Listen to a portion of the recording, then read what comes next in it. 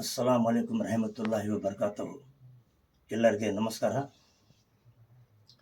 ಇವತ್ತು ಮಾಧ್ಯಮ ಮುಖಾಂತರ ಬರೋಕ್ಕೆ ಕಾರಣ ಏನಂತ ಹೇಳಿದರೆ, ನಿನ್ನೆ ಕೊಟ್ಟತಕ್ಕಂಥ ಹೇಳಿಕೆ ಮಾಜಿ ಸಚಿವರು ಇಕ್ಬಾಲ್ ಅನ್ಸಾರಿ ಆಡಿಯೋ ಮೆಸೇಜ್ ಹಾಕಿದ್ದಾರೆ. ಅವರು ನಮ್ಮ ಶ್ರೀನಾಥ್ ದಣಿಯವರ ಬಗ್ಗೆ ಇವತ್ತು ಅವರು ಕಾಂಗ್ರೆಸ್ದವರು ಇಲ್ಲ ಅಂತ ಹೇಳ್ತಿದ್ದಾರೆ. ಸ್ವಾಮಿ, ನಾನು ನಿಮಗೆ ಕೇಳೋಕ್ಕೆ ಇಷ್ಟಪಡಕತ್ತೀನಿ. ನೀವು ಜೆ ಡಿ ಎಸ್ ಪಕ್ಷದಿಂದ ಗೆದ್ದು ಬಂದವರು, ಕಾಂಗ್ರೆಸ್ನವ್ರು ನೀವು ಅಲ್ಲ. ಕಾಂಗ್ರೆಸ್ನಲ್ಲಿ MLC ಆದವರು HR ಶ್ರೀನಾಥ್ ದಣಿ, ಅವರು ಕಾಂಗ್ರೆಸ್ನವ್ರು ಇಲ್ಲ ಅಂತ ಹೇಳಕತ್ತಾರಲ್ಲ ಸಚಿವರೇ, ಮಾಜಿ ಸಚಿವರೇ ಇಕ್ಬಾಲ್ ಅನ್ಸಾರಿ ಅವರೇ. 2023 ಚುನಾವಣೆಯಲ್ಲಿ ತಾವು ಸೋಲಕ್ಕೆ ಕಾರಣ ತಾವೇ ಹೊಣೆಗಾರ. ಅದಕ್ಕೆ ನಾವಿಲ್ಲ. 2023 ನಾವು ಕಾಂಗ್ರೆಸ್ನಲ್ಲಿ ಸೇರ್ಪಡೆ ಆಗಿದ್ದೀವಿ. ನಮ್ಮ ಶ್ರೀನಾಥ್ ದಣಿಯವರೆಲ್ಲ ಸೇರಿ ಕಾಂಗ್ರೆಸ್ನಲ್ಲಿ ಸೇರ್ಪಡೆ ಆಗಿದ್ದೀವಿ, JDS ಪಕ್ಷ ಬಿಟ್ಟು. ಆ ನಂತರ ಆವಾಗ ವಿಶ್ವಾಸ ನಿಮಗೆ ಟಿಕೆಟ್ ಕನ್ಫರ್ಮ್ ಆಗಿತ್ತು, ಸಿಕ್ಕಿತ್ತು ಟಿಕೆಟ್, B ಫಾರ್ಮ್ ನಿಮಗೆ ಸಿಕ್ಕಿತ್ತು. ಆ ಟೈಮ್ನಲ್ಲಿ ನಮಗೆ ಬಂದು ವಿಶ್ವಾಸಕ್ಕೆ ತೊಗೊಂಡು ಹೋಗ್ಯಾರ. ನೀವು ನಮ್ಮ ಶ್ರೀನಾಥ್ ದಣಿಗೆ ಬಂದು ಭೇಟಿ ಆಗಿದ್ದಾರಾ? ರಾಮ್ಲು ದಣಿಗೆ ಬಂದು ಭೇಟಿ ಆಗಿದ್ದಾರಾ? ಭೇಟಿ ಆಗಿಲ್ಲ. ನೀವು ಹೆಂಗಂತ ಹೇಳ್ತೀರಿ ನಾವು ಹೊಣೆಗಾರರು ಸೋಲ್ಸೋಕ್ಕೆ ಅಂತೇಳಿ? ಯಾವ ಸಮಸ್ಯೆಗೆ ಆಗುತ್ತೀರಿ ನೀವು ಹೇಳಿ ನೋಡೋಣ. ನೀವು ನಾನು ಏನೋ ಒಂದು ಹೇಳಿದರು, ಮುಸಲ್ಮಾನ್ ಕಾಯಾಗ ಸಿದ್ದರಾಮಯ್ಯ ಅವರಿಗೆ ಚಂಬು ಅಂತ ಹೇಳಿದರು. ಸ್ವಾಮಿ, ನಾವು ಯಾರ ಮೇಲೆ ಡಿಪೆಂಡ್ ಇಲ್ಲ.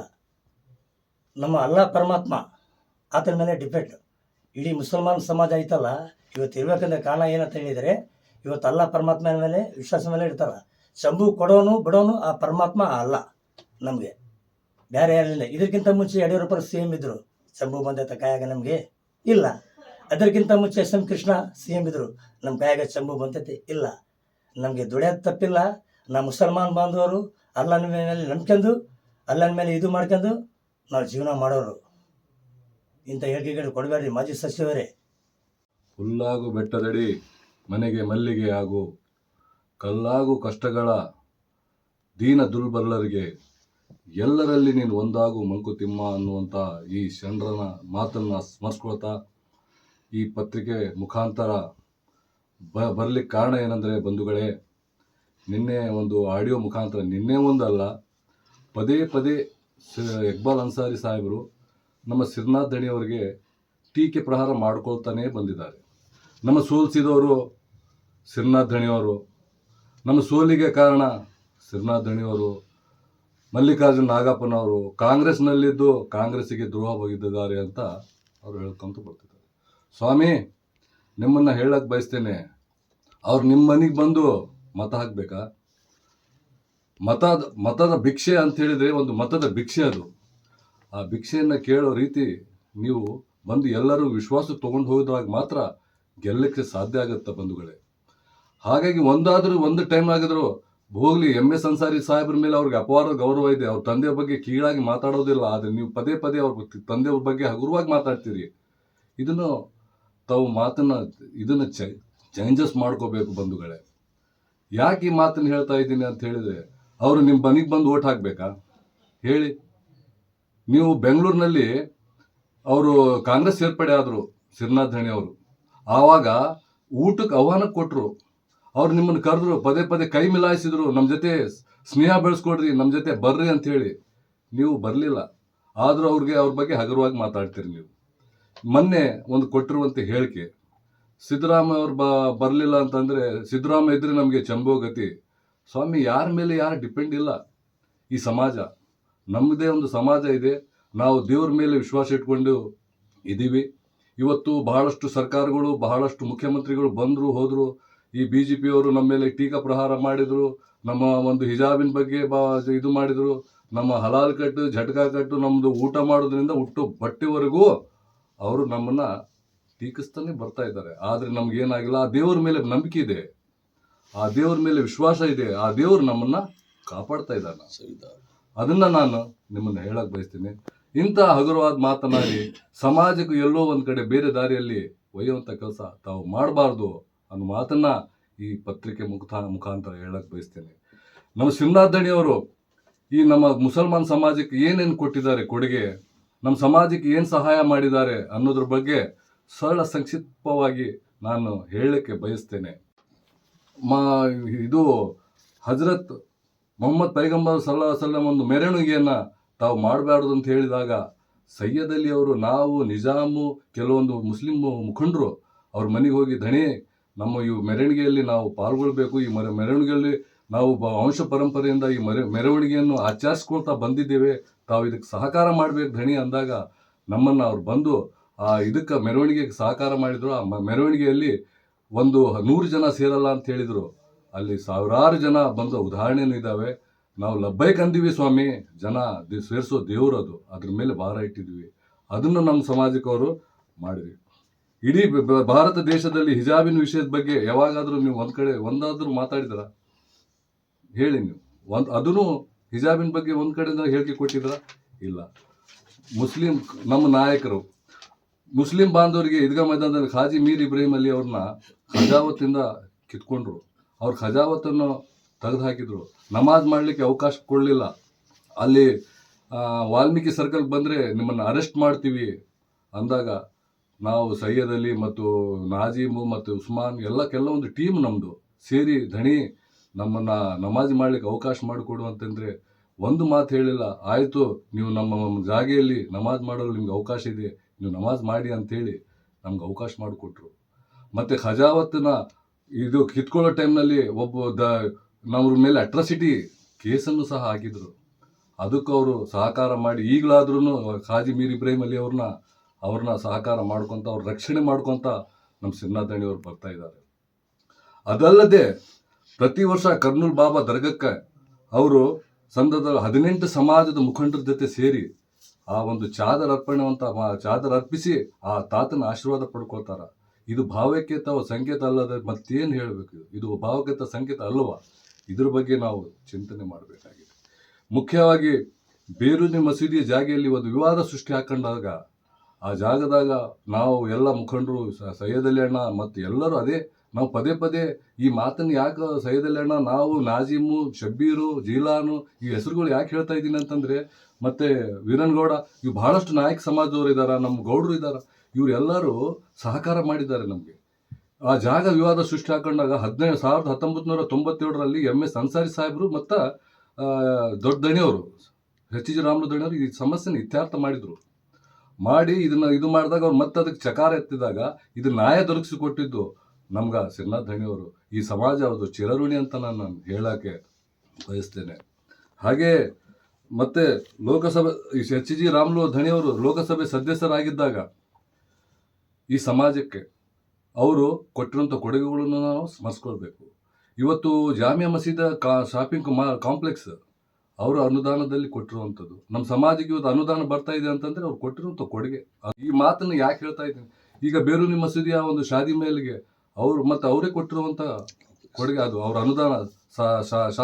ಶಾಸಕರಾಗಿದ್ದಾಗ ಅವ್ರು ತಂದು, ಸಂಸದರಾಗಿದ್ದಾಗ ಅವ್ರು ತಂದು ಕೊಟ್ಟಿರುವಂಥ ಅವರು ಅನುದಾನ ತಂದು ಕೊಟ್ಟರು. ಈ ಸಮಾಜ ಯಾವತ್ತೂ ಅವರು ಚಿರಋಣಿ. ಇವತ್ತು ಎಷ್ಟೋ ಕಾಲೋನಿಗಳು ಅವ್ರ ಹೆಸರಲ್ಲೇ ಇದಾವೆ, ಎಷ್ಟೋ ಭೂಮಿಗಳು ಅವರು ಸಮಾಜಕ್ಕೆ ಕೊಟ್ಟಿರುವಂಥದ್ದು ಇದೆ.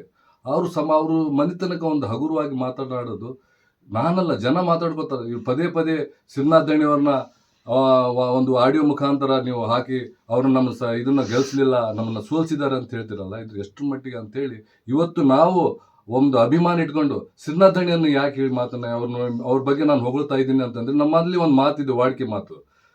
ಒಬ್ಬ ಮನುಷ್ಯನ ಕ್ಯಾರೆಕ್ಟರ್ನ ಅರ್ಥ ಮಾಡ್ಕೋಬೇಕಾದ್ರೆ ಅವನ ಜೊತೆ ಪ್ರಯಾಣ ಮಾಡಬೇಕು, ಇಲ್ಲದ ಆತನ ಜೊತೆ ಕುಂತು ಊಟ ಮಾಡಬೇಕು. ಸ್ವಾಮಿ, ಆತನ ಜೊತೆ ನಾವು ಪ್ರಯಾಣನೂ ಮಾಡಿದ್ವಿ, ಆತನ ಜೊತೆ ಊಟನೂ ಮಾಡಿದ್ವಿ. ಆತ ಕಮ್ಯುನಲ್ ಮೈಂಡಿಂದ ಅವರು ಅಲ್ಲ. ಅವ್ರು ಯಾವಾಗಲೂ ಸೆಕ್ಯುಲರ್ ಮೈಂಡ್ ಇಟ್ಟವರು, ಸಮಾಜಕ್ಕೆ ಒಳ್ಳೆ ಬಯಸೋರು, ಸಮಾಜದ ಒಳ್ಳೆ ಕಾರ್ಯಕ್ರಮದಲ್ಲಿ ಭಾಗಿಯಾಗೋರು, ಯಾವುದೂರು ಕಷ್ಟ ಬಂದರೆ ಅವರು ಅರ್ಥ ಮಾಡ್ಕೊಳ್ಳೋರು. ಅಂಥ ಮನೆತನಕ್ಕೆ ನೀವು ಹಗುರವಾಗಿ ಮಾತನಾಡಿ ನಿಲ್ಲಿಸಬೇಕು ಅಂಥೇಳಿ ಈ ಮೂಲಕ ನಾನು ಇನ್ನೊಂದು ವಿಷಯ ಹೇಳಕ್ಕೆ ಬಯಸ್ತೇನೆ. ಗಂಗಾವತಿ ನಗರದಲ್ಲಿ ಮಹಬೂಬ್ ನಗರ್ ಕಾಲೋನಿಯಲ್ಲಿ ಒಂದು RSSನವರು, BJP RSSನವರು ಕೆಲ ಹುಡುಗರು ಆ ವೃದ್ಧ ಹಸನ್ ಅಂಥೇಳಿ ಆ ಮನುಷ್ಯನಿಗೆ ಬಡ್ಕೊಂಡ್ರು. ಬಡ್ದು ಆತನ ಗಡ್ಡ ಬೋಳಿಸಿದ್ರು. ಆ ಬೋಳಿಸಿದಾಗ ಗಂಗಾವತಿಯಲ್ಲಿ ಒಂದು ನಿರ್ಮಾಣದ ಸ್ಥಿತಿ ನಿರ್ಮಾಣ ಆಗಿತ್ತು. ಆ ಟೈಮ್ನಾಗ SDPI ಮುಖಂಡರು ಮತ್ತು ಸಿನ್ನಾಥ್ ದಣಿ ಅವರು SDPI ಮುಖಂಡರು ನಮ್ಮನ್ನು ಕರೆ ಮಾಡಿ ಹೇಳಿದ್ರು, ಈ ಥರ ಇದೆ ಅಂಥೇಳಿ. ಹಾಗಾಗಿ ಪಕ್ಕದ ಮಹಬೂಬ್ ನಗರ್ ಅಲ್ಲಿ ನಿಮಗೆ ಓಟಿಸೋದು. ಅವ್ರ ಮನೆಗೆ ಯಾವಾಗಾದ್ರೂ ಸೌಮ್ಯಕ್ಕಾದ್ರೂ ಹೋಗಿದ್ರ? ಇಕ್ಬಾಲ್ ಅನ್ಸಾರಿ ಸಾಹೇಬ್ರನ್ನ ನಾನು ಹೇಳಕ್ ಬಯಸ್ತೀನಿ, ಹೋಗಿದ್ರಾ ನೀವು? ಹೇಳಿ. ಅಲ್ಲಿ ಹೋಗಿ ಅದಕ್ಕೆ ಸಹಾಯಧನ ಮಾಡಿ ಅವ್ರಿಗೆ ಸಾಂತ್ವನ ಹೇಳಿ ನಾವು ಬಂದಿದ್ದು, ನಮ್ಮ ಧಣಿ ಬಂದಿದ್ದು ಉದಾಹರಣೆ ಇದೆ. ಹಾಗಾಗಿ ಬಿಲಾಲ್ ಮಸೀದ್ ಒಂದು 3 ಅಂಗಡಿಗಳು ಅಲ್ಲಿ ಸುಟ್ಕೊಂಡು ಹೋಗಿದ್ವು. 3 ಅಂಗಡಿ ಬಿಲಾಲ್ ಮಸೀದ್, ಒಂದು ಬಾಳೆಹಣ್ಣಿನ ಅಂಗಡಿ ಅಲ್ಲಿ ಸುಟ್ಟು ಹೋಗಿ ಅದು ಮಾಲಕರು ಪರೇಶಾನ್ ಆಗಿದ್ರು. ಅಲ್ಲಿ ಹೋಗಿ ಸಾಂತ್ವನ ಹೇಳಿ ಅವ್ರಿಗೂ ಸಹ ಅದು ಧೈರ್ಯ ತುಂಬಿ ಬಂದಿದ್ದರು ಅಂತ ಉದಾಹರಣೆ ನಮ್ಮ ಶ್ರೀನಾಥ್ ಧಣಿಯವರಿಗೆ ಇದೆ ಅಂತ ನಾನು ಹೇಳಕ್ಕೆ ಬಯಸ್ತೇನೆ. ಇವತ್ತು ಸಿದ್ದರಾಮಯ್ಯ ಸರ್ಕಾರ ಇಲ್ದಿದ್ರೆ ನಮ್ಮ ಚಂಬೋಗತಿ ಅಂತ ಹೇಳ್ತೀರಿ. ದೇವ್ರ ಇದಾನ ನಮಗೆ, ನೀವು ಹೇಳೋದ್ರಿಂದ ಅರ್ಥ ನಮ್ಗೇನು ಆಗಲ್ಲ. ಯಾಕಂತಂದ್ರೆ ನಮ್ಮ ಸಮಾಜ ಇವತ್ತು ಖುಸ್ರು ಬಾಬಾ ತೀರ್ಕೊಂಡ್ರು. ನಮ್ಮ ದರ್ಗಾದ ಈ ಒಂದು ಇದಕ್ಕೆ ಅವರು ನಮ್ಮ ಪೀಠಾಧಿಪತಿ ಅವರು ಈ ಈಶಾನ್ಯಕ್ಕೆ ಆ ಪೀಠಾಧಿಪತಿ ತೀರ್ಕೊಂಡಾಗ ನೀವು ಅವರು ಯಾರು ಅಸೌದ್ದೀನ್ ಅವೇಸಿ ಹೈದ್ರಾಬಾದ್ಲಿಂದ ಅವರು ಅಲ್ಲಿ ಹೋಗಿ ಅವ್ರಿಗೆ ಇದಕ್ಕೆ ಭಾಗಿಯಾದರು ಸತ್ತಾಗ. ಅವ್ರು ತೀರ್ಕೊಂಡಾಗ ನೀವು ಯಾರಿಗಾದ್ರೂ ಹೋಗಿ ಮಾತಾಡಿ. ಇಲ್ಲಿ ಒಂದು ಮಾತು ಹೇಳ್ತಾರ, ನಮ್ಗೆ ಹೇಳ್ತಿರ್ತಾರ ನಮ್ಮ ಸ್ನೇಹಿತರು, ಕ್ಯಾತ ಹೊರಂದೆ ಖಾಂದೇವಾಲ ಬೈ ಖಾಂದ ದೇತ, ಎಷ್ಟು ಜನಕ್ಕೆ ಖಾಂದ ಕೊಟ್ರ ಅಂತ ಹೇಳಿ ಅವ್ರು ಒಂದ್ಸಲ ಆತ್ಮವಿಮರ್ಶೆ ಮಾಡ್ಕೋಬೇಕಾಗತ್ತ. ಇದೇ ನವಾಬ್ ಸಾಬ್ ತೀರ್ಕೊಂಡ್ರು, ಖಾಂದ ಕೊಟ್ರ? ಇದೇ ಸರ್ಫುದ್ದೀನ್ ಸಾಬ್ರು ತೀರ್ಕೊಂಡ್ರು, ಇವರೆಲ್ಲ ಅವ್ರ ಪಕ್ಷಕ್ಕೆ ದುಡ್ದಿದ್ದಾರೆ ಸ್ವಾಮಿ. ಅವ್ರು ತೀರ್ಕೊಂಡಾಗ ಯಾವ್ದಾದ್ರು ಖಾಂದ ಕೊಟ್ರ? ಈ ಮಾತು ವಾಡ್ಗಿ ಮಾತು ಹೇಳಕ್ ಮಾತಲ್ಲ, ಕೊಡಬೇಕು, ಅವ್ರಿಗೆ ಧೈರ್ಯ ತುಂಬಬೇಕು. ಈ ಹುಡುಗಿ ಮೊನ್ನೆ ಒಂದು ಘಟನೆ ನಡೀತಲ್ಲ ಸ್ವಾಮಿ, ಆ ಮುಸ್ಕಾನ್ ಅನ್ನೋ ಒಂದು ಹುಡುಗಿ ಬಸ್ ಸ್ಟ್ಯಾಂಡ್ನಲ್ಲಿ ಆ ಹುಡುಗಿಗೆ ಕಾಲ್ ಮೇಲೆ ಇದಾದಾಗ ಆಗ ಧೈರ್ಯ ತುಂಬಲಿಕ್ಕೆ ಹೋಗ್ಲಿಲ್ಲ. ಆ ಎಮ್ಮ ಯಾರಂತಾರೆ, ನಿಮ್ಮನ್ನೇ ನಿಮಗೆ ಓಟ್ ಹಾಕಿರೋದು ಎಲ್ಲರೂ. ಅದಕ್ಕೆ ಇವತ್ತು ಹೇಳಕ್ ಬಯಸ್ತೀನಿ, ದಯಮಾಡಿ ಇಂಥ ಹಗುರವಾಗಿ ಮಾತನಾಡುತ್ತ ತಾವು ನಿಲ್ಲಿಸಬೇಕು. ಇಲ್ಲ ನಾವು ಯಾಕೆ ಈ ಪತ್ರಿಕೆ ಮುಖಾಂತರ ಬಂದೀವಿ ಅಂತ ಹೇಳಿದ್ರೆ, ನೀವು ಈ ಥರ ಪದೇ ಪದೇ ನಮ್ಮ ಧಣಿಯವರ ಬಗ್ಗೆ ಹಗುರವಾಗಿ ಮಾತಾಡಿ ನಮ್ಮ ಧಣಿಯವರಿಗೆ ಸೋಲಿಸಿದ್ದು ಶ್ರೀನಾಥ್ ಧಣಿಯವರೇ ಅಂತ ಹೇಳಕ್ಕೆ ಬಂದಿದ್ದಕ್ಕೋಸ್ಕರ ಆ ಅಭಿಮಾನನ ಇಟ್ಕೊಂಡು ಈ ಪತ್ರಿಕೆ ಮುಖಾಂತರ ನಾವು ಬಂದೀವಿ. ಇವತ್ತು ಸಿದ್ದರಾಮಯ್ಯ ಸರ್ಕಾರ ಇದ್ರೆ ಅವರು ಇರೋವರೆಗೂ ನಮಗೆ ರಕ್ಷಣೆ ಇಲ್ಲ ಅಂತಂದ್ರೆ ನಮಗೆ ಚಂಬುವೆ ಗತಿ ಅಂತೇಳಿ ಒಂದು ಹೇಳಿಕೆಯನ್ನು ಮಾನ್ಯ ಇಕ್ಬಾಲ್ ಅನ್ಸಾರಿ ಸಾಹೇಬ್ರವರು ಕೊಟ್ಟಿದ್ದಾರೆ. ಅವ್ರನ್ನ ನಾನು ಹೇಳಕ್ ಬಯಸ್ತೇನೆ, ಸಂವಿಧಾನ ಮತ್ತು ದೇವರು ಎಲ್ಲಿವರೆಗೂ ಇದ್ದಾನೆ ಅಲ್ಲಿವರೆಗೂ ನಮಗೆ ಯಾರೆಂದು ಮಾಡೋಕ್ಕೆ ಸಾಧ್ಯವಿಲ್ಲ ಅನ್ನೋ ಮಾತನ್ನ ಈ ಸಂದರ್ಭದಲ್ಲಿ ಹೇಳಕ್ ಬಯಸ್ತೇನೆ. ಇವತ್ತು ಮಾನ್ಯ ಮುಖ್ಯಮಂತ್ರಿಗಳೇ ಹೇಳಿದ್ದಾರೆ, ಇವತ್ತು ಅನ್ಸಾರಿ ಅವರು ಒಂದು 5 ದಿವಸ ಪ್ರಚಾರ ಮಾಡಿದರೆ ಗೆಲ್ಬಿಡ್ತಿದ್ರು, ಅವ್ರ ಸೋಲಿಗೆ ಅವರೇ ಕಾರಣರು ಅಂತ ಹೇಳಿ ಮತ್ತೆ ನಮ್ಮ ಧಣಿಯವ್ರ ಮೇಲೆ ಗೂಬೆ ಕುಂದಿರಿಸೋದು ಎಷ್ಟರ ಮಟ್ಟಿಗೆ ಸರಿ ಅನ್ನೋ ಮಾತನ್ನ ನಾನು ಹೇಳಿ ಈ ಒಂದು ಪತ್ರಿಕಾಗೋಷ್ಠಿಯನ್ನು ಮುಕ್ತಾಯ ಮಾಡ್ತೀನಿ. ಜೈ ಹಿಂದ್, ಜೈ ಕರ್ನಾಟಕ, ಜೈ ಅಂಬೇಡ್ಕರ್ ಸಿದ್ಧಾಂತ. ಮಾಜಿ ಸಚಿವರು, ಮಾಜಿ ಶಾಸಕರು ಇಕ್ಬಾಲ್ ಅನ್ಸಾರಿ ಇವರು ಆಡಿಯೋ ಮುಖಾಂತರ ಗಂಗಾವತಿ ವಿಧಾನಸಭಾ ಕ್ಷೇತ್ರದ ಜನರಿಗೆ ಒಂದು ಸಂದೇಶವನ್ನು ಕಳಿಸಿದರು.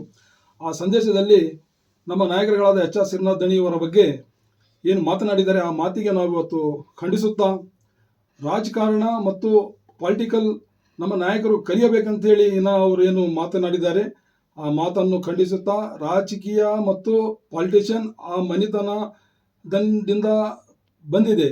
ಆ ಮನೆತನ ರಾಜಕೀಯ ಗೌಡಿ ಮನೆ ಅಂಥೇಳಿ ಗಂಗಾವತಿ ವಿಧಾನಸಭಾ ಕ್ಷೇತ್ರದಲ್ಲಿ ಅಲ್ಲ, ಹೈದರಾಬಾದ್ ಕರ್ನಾಟಕದಲ್ಲಿ ಅಲ್ಲಿ ಒಂದು ಖ್ಯಾತಿ ಪಡೆದಿರುವಂಥ ಮನೆ ಅದು. ರಾಜಕೀಯ ಭೀಷ್ಮರಾಗದಂಥ ಮಾಜಿ ಸಂಸದರು ಎಚ್ ಇ ರಾಮುಲು ಧಣಿಯವರು ಒಂದು ರಾಜಕೀಯ ಅವರ ಕಾರ್ಯಕರ್ತರಿಂದ ಹಿಡಿದು ಅವರಿಂದ ಹಿಂಬಾಲಿಕರು ಏನು ಇದ್ದರು ಅವರಿಗೆಲ್ಲರಿಗೆ ರಾಜಕೀಯ ಪಾಠ ಕಲಿಸಿದ್ದೇ ಆ ರಾಜಕೀಯ ಗರುಡಿಮನಿ. ಇವತ್ತು ನಾನು ಅಲ್ಪಸಂಖ್ಯಾತ ಒಂದು ಸಮಾಜದಿಂದ ನಾವು ಇವತ್ತು ಎಚ್ ಆರ್ ಶ್ರೀನಾಥ್ ಧಣಿ ಅಭಿಮಾನಿಯಾಗಿ ಇವತ್ತು ಮಾಧ್ಯಮದ ಮುಖಾಂತರ ಮಾತಾಡುವಂಥ ಶಕ್ತಿ ಬರಬೇಕಂದ್ರೆ ಅದರ ಕೊಡುಗೆ ನಮ್ಮ ಎಚ್ ಆರ್ ಶ್ರೀನಾಥ್ ಧಣಿಯವರದು. ನಮ್ಮ ಶ್ರೀನಾಥ್ ಧಣಿಯವರು ಸರ್ವ ಸಮಾಜದ ಬಾಂಧವರ ಮತ್ತು ಸರ್ವ ಸಮಾಜದ ಬಾಂಧವರದಲ್ಲಿ ಏನು ದೀನ ದಲಿತರು, ಅಲ್ಪಸಂಖ್ಯಾತರು ಎಲ್ಲ ನಾಯಕರನ್ನು ಒಗ್ಗೂಡಿಸಿ ನಡೆಯುವಂಥ ನಾಯಕರು ಅವರು. ಅಂಥವರೇ ನಾಯಕರಂತೇಳಿ ಇವತ್ತು ಪ್ರತಿ ಸಮಾಜದ ವ್ಯಕ್ತಿಗಳು ಏನೋ ಅವರ ಸಮಸ್ಯೆಗಳಿದ್ದರೆ ಅವರ ಕಡೆ ತಗೊಂಬಂದು ನ್ಯಾಯಯುತವಾಗಿ ನ್ಯಾಯವನ್ನು ಬಗೆಹರಿಸಿಕೊಳ್ಳುವಂಥ ಹೋಗುವಂಥ ಸಂದರ್ಭದಲ್ಲಿ ಕೆಲವರಿಗೆ ಅವರು ಮಾಡುವಂಥ ಕಾರ್ಯಗಳನ್ನು ಆಗಬರಲಾದ ಕಾರಣಕ್ಕಾಗಿ ಅವರಿಗೆ ಏನು ಹೇಳ್ತಾರೆ ಅಂದರೆ ಇವರು ರಾಜಕೀಯ ಇವರಿಗೆ ಬರ್ತಾ ಇಲ್ಲ, ಇವರು ರಾಜಕೀಯ ಮಾಡ್ತಾ ಇಲ್ಲ ಅಂತ ಹೇಳ್ತಾರೆ. ಆ ರಾಜಕೀಯ ಅಲ್ಲಿ ಗರುಡಿ ಮನೆ, ಅಲ್ಲಿಂದ ಬಹಳಷ್ಟು ಜನ ಆ ಗರುಡಿ ಮನೆಯಿಂದ ಪಾಠವನ್ನು ಕಲಿತು ಬಂದು ಇವತ್ತು ರಾಜಕಾರಣದಲ್ಲಿ ಸಕ್ರಿಯವಾಗಿ ರಾಜಕಾರಣಿ ಅಂತೇಳಿ ಗುರುತಿಸಿಕೊಂಡಿದ್ದೇ ಈ ಗಂಗಾವತಿ ವಿಧಾನಸಭಾ ಕ್ಷೇತ್ರದಲ್ಲಿ. ಶ್ರೀನಾಥ್ ಧಣಿಯವರು ರಾಜಕೀಯ ಬಗ್ಗೆ ಮಾತನಾಡೋ ಟೈಮ್ನಲ್ಲಿ ಸ್ವಲ್ಪ ಅವರ ಬಗ್ಗೆ ಸ್ವಲ್ಪ ತಾಳ್ಮೆ ಮತ್ತು ಅವ್ರ ಬಗ್ಗೆ ಅವ್ರು ಮಾಡುವಂಥ ಕಾರ್ಯಗಳನ್ನು ನೋಡಿ ಮಾತಾಡಿದರೆ ಅದು ಒಂದು ಸರಿ ಅಂತ ನಾನು ಇವತ್ತು ಅನಿಸ್ತೇನೆ. ಯಾಕಂದರೆ ಅವ್ರ ಅಭಿಮಾನಿಯಾಗಿ ನಾನು ಇವತ್ತು ಅವ್ರು ಮಾತಾಡಿದಂಥ ಪದಗಳ ಮೇಲೆ ನನಗೆ ಇವತ್ತು ನಾನು ಖಂಡಿಸಬೇಕಾಗ್ತೈತೆ. ಇವತ್ತು HR ಶ್ರೀನಾಥ್ ದಣಿಯವರು ಮಾಡುವಂಥ ಕಾರ್ಯಕ್ಕೆ ಇವತ್ತು ಇಡೀ ಹೈದರಾಬಾದ್ ಕರ್ನಾಟಕದಲ್ಲಿ ಅವ್ರ ಬಗ್ಗೆ ಭಾಳಷ್ಟು ಶ್ಲಾಘನೆ ಇದೆ. ಮತ್ತು ಹೈಕಮಾಂಡ್ ಅವರಿಗೆ ಮೊನ್ನೆ ಲೋಕಸಭಾ ಚುನಾವಣೆಯಲ್ಲಿ ಅವರಿಗೆ ಕರ್ನಾಟಕ ಪ್ರಧಾನ ಕಾರ್ಯದರ್ಶಿಯಾಗಿ ಅವರಿಗೆ ನೇಮಕ ಮಾಡಿ ಇವತ್ತು ಲೋಕಸಭೆ ಅಭ್ಯರ್ಥಿಯು ಗೆಲ್ಲಬೇಕಂದ್ರೆ ಹಗಲಿರುಳು ಶ್ರಮಿಸಿ ಇವತ್ತು ಕಾಂಗ್ರೆಸ್ಸಿಗೆ ಒಂದು ಸಂಸದರಾಗಿ ಇವತ್ತು ಲೋಕಸಭೆ ಕಳಿಸಿದ್ದು ಏನಾದರೂ ಅವ್ರಿಗೆ ಕೀರ್ತಿ ತಪ್ಪಿದಂದರೆ ಅದು ಶ್ರೀನಾಥ್ ದಣಿಯವರಿಗೆ ಅಂತೇಳಿ ಈ ಸಂದರ್ಭದಲ್ಲಿ ಹೇಳಿ ನನ್ನ ಒಂದು ಮಾತನ್ನು ಮುಕ್ತಾಯ ಮಾಡ್ತೀನಿ. ನಮಸ್ಕಾರ.